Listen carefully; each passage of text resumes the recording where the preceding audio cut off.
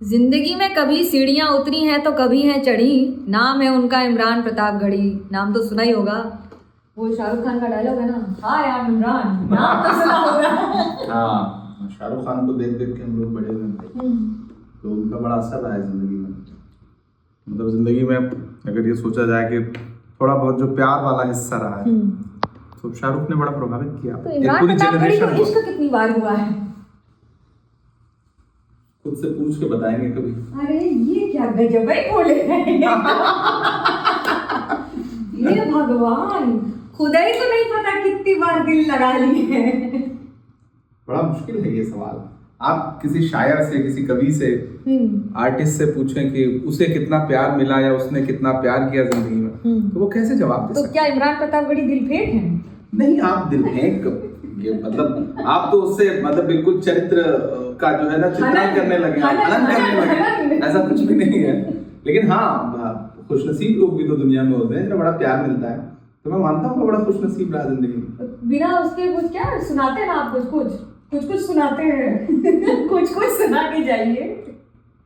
देखिए ये भ्रम बना हुआ है कि शायद मतलब प्यार, दिल नहीं टूटा तो आप शायर नहीं हो सकते।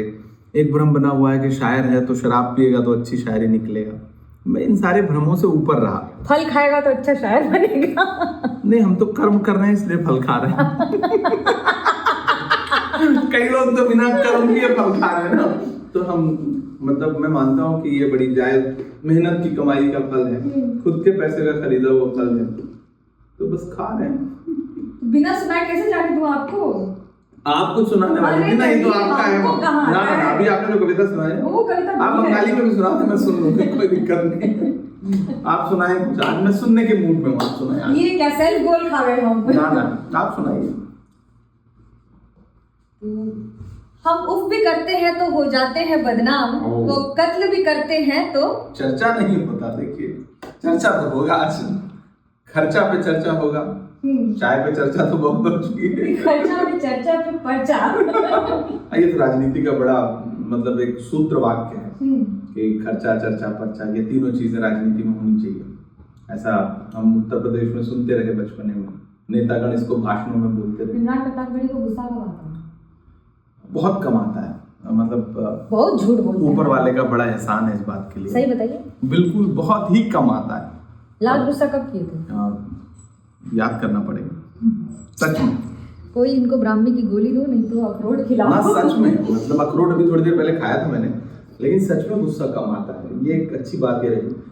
कभी गुस्सा आया तो थोड़ी देर किताबें पढ़ ली या फिर अच्छी शायरी पढ़ ली। तो जब से कांग्रेस ज्वाइन किया है खाली बीजेपी और मोदी सरकार को ही गरियाएंगे? ना बिल्कुल नहीं। अभी तो उस दिन जब संसद में 146 सांसद एक साथ निलंबित किए गए तो हम बाहर निकले, तो हमसे मीडिया के साथियों ने कहा कि भाई क्या कहेंगे आप?